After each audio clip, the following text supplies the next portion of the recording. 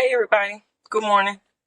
Um, I saw this post about people um going through periods of isolation in order to recharge, and how sometimes people don't understand that.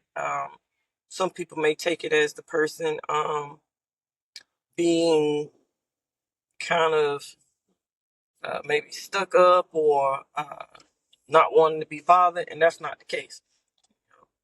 He even talks about in the Bible. I mean, Jesus had his moments of solitude where he went into periods of isolation to pray and rest.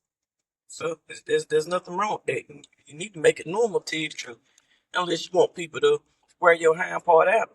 You're trying to do everything for everybody and be on every set and be here, there, and everywhere. Your hind parts ran down. Get somewhere to sit down. So let me share something with y'all. When I saw the post, I started typing on Facebook, and I thought, nope, I'm gonna share it today. So by the time I was 4 or 5 years old, I knew I was very different. Yeah, definitely than my different than my own siblings, my own brother and sister. I knew that. Different than some of the kids in the neighborhood. So I can't really say me as an adult wanting periods of isolation to recharge has anything to do with me being an introvert. Because I was recharging when I was young. 5 years old, I was taking a period of isolation. I preferred hanging with my Aunt Esther, my Aunt Helen, my Aunt Mary, my Uncle Wilbur and his family, Miss Floretta Williams, and Miss Nellie Southern. I preferred hanging with the adults, Miss Goldie Fisher, than I did being with kids my own age or playing with them.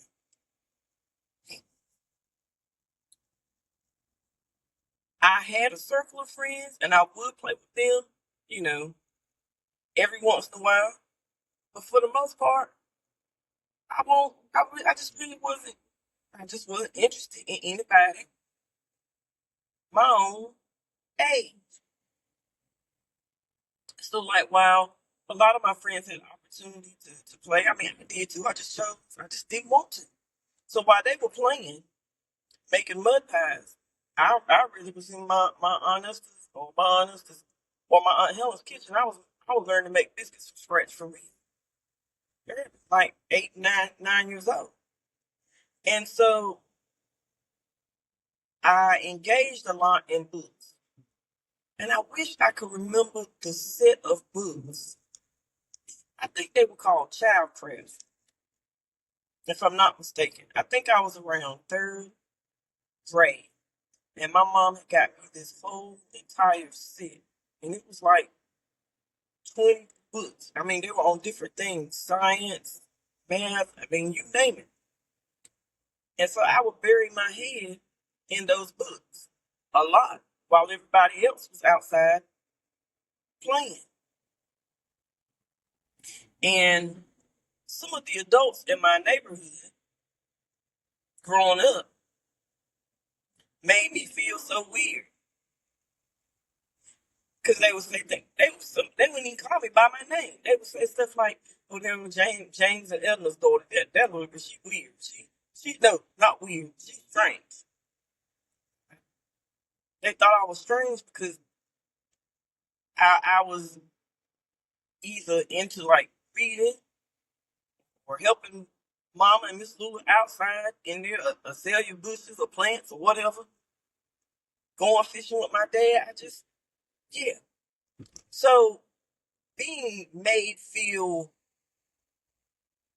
strange or weird and never really addressing it. You know, I guess at that age, I knew it hurt my feelings, but I didn't put any more into it because growing up, we didn't talk about we didn't talk about our feelings. We didn't talk about mental health. We didn't talk about nothing like that. And so that grew into or went into adulthood.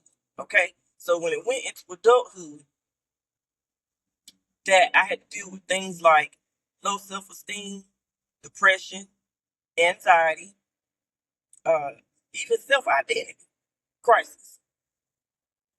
And I was made to feel so bad about being different than most typical kids my age. Uh, yeah, I didn't know who I was. I was lost. So sometimes I would do things to try to fit in, and I just didn't. I didn't even know how to embrace my own unique self. Now, this is not a sympathy post. I'm trying to help somebody who maybe you might have a child who may be going through some of these things. So yeah, this this ain't for a boohoo session. This is not a trauma post for me. This is a word of encouragement or a word of empowerment. I want to push people to do their very best because I don't want them to make the same mistakes that I made. Okay, so back to me not being quote unquote accepted, especially I could see my friends my age, but the adults, people that were supposed to love and support me, it led into things like um, anxiety for me. It led into things where I made poor choices and decisions. Now, oops, sorry, y'all. Sorry about that. One thing I noticed about my granddog, she's only 2 years old. I always say she's my twin, even though she is a twin. I say she's my twin because I noticed a lot about her. She acts like me. She will take a period of isolation or recharge. And I'm telling you, this girl will just get on the couch and quote unquote read her books, or she'll put on her headphones and she'll listen to timed audio books or time songs because her mama, she don't play that. You gonna stay on the tablet all day stuff. And so that is her way to recharge. I'm talking about, I believe the whole house could be going crazy. And she'll be like, I mean, this girl has a recliner at 2 years old. She'll get in her recliner, hit the button, recline her chair, and isolate. That is her way of recharging.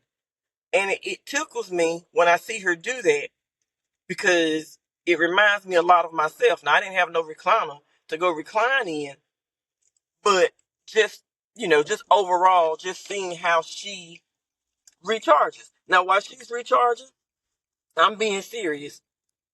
Her brother, not that he's done this, but her brother could be taking every toy it is and throwing them out all over the house. And it'll be like she don't even see it. She's recharged. She resets. And so one thing that I know that I'm going to do with her, especially as she gets older, I'm going to make sure that I always encourage her to embrace her uniqueness. That little girl is very, very, very peculiar. And I will never, ever let her uniqueness or her being peculiar, I will never make her feel weird about it. Sure won't. all of us need to isolate at some point in time. Now, I'm not saying isolate and you go in the room and you don't come back out for 4 or 5 days. I ain't talking about that kind of isolation. I'm talking about resetting and recharging, because to be honest with you, it's actually a healthy habit. Definitely healthy for me, being that doctors diagnosed me with these different neuroskeletal, neuromuscular disorders. Some days it is very hard for me to kind of stay focused because of the brain fog that comes with that. So I have to be very visual on those days.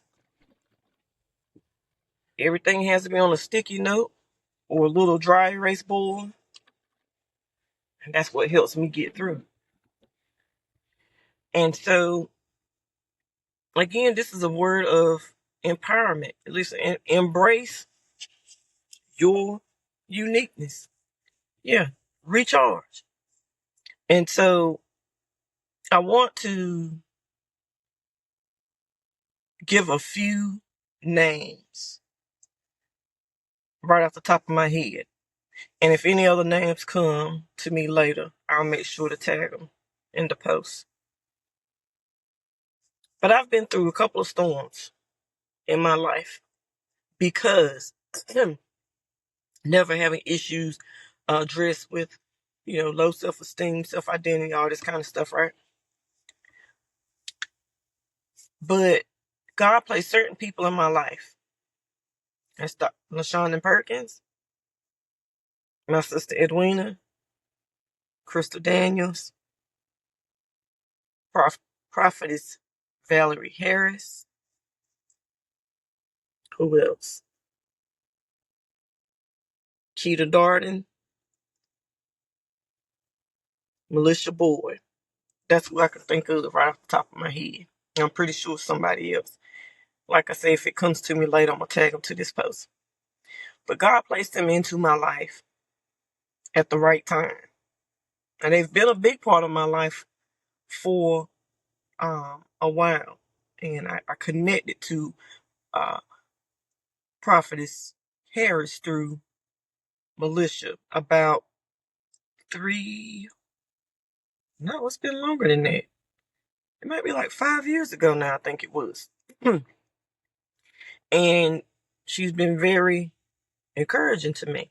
But everyone else, I've known them for quite some time. But God strategically placed all of them in my life at different seasons. And sometimes it was within the same season. And so I call them my purpose pushers, because they help me to discover the purpose within. Biblically, I guess you could say, I guess I can call them my life coach team. They really help me with a lot.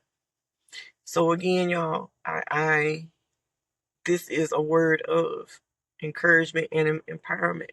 Embrace your uniqueness. Reset, recharge, take you a period of isolation so that you can recharge. Again, sometimes people, they don't understand that. But it's not their place to understand why you need to reset. Reset for you, for your overall physical, mental, emotional, spiritual, Christian well-being. All right. I love y'all. Take care. Have a good day.